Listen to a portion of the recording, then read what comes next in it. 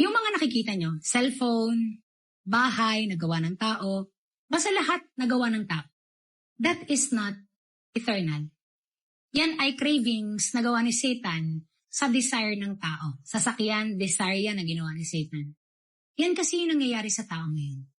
Imagine, kapag sinik mo yung kingdom ng Panginoon at pinagkumbaba mo ang puso mo sa Diyos, yung cravings mo, mawawala sa mundong to. Ano pong sabi ko sa inyo?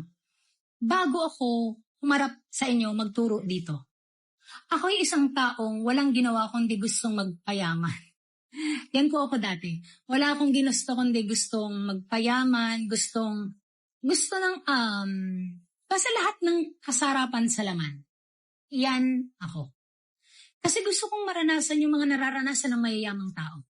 Pero sa isang iglap, hindi ko alam na makakapagpakumbaba ako sa Panginoon ng ganong kabilis. Sa isang iglap, nagamit ako ng Panginoon sa lahat ng naranasan ko para sabihin sa inyo na walang halaga ang mundong to.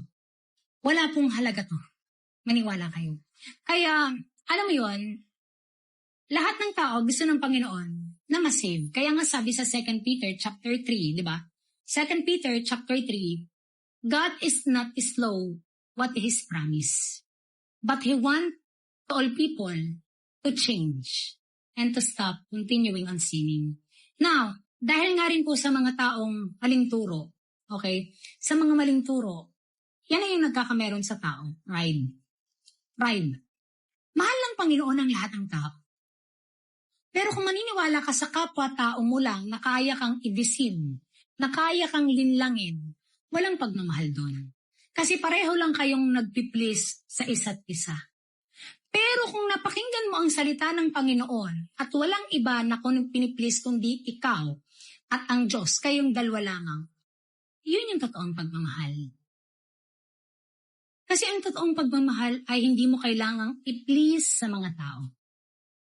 Ang totoong pagmamahal ay pagtanggap sa katotohanan.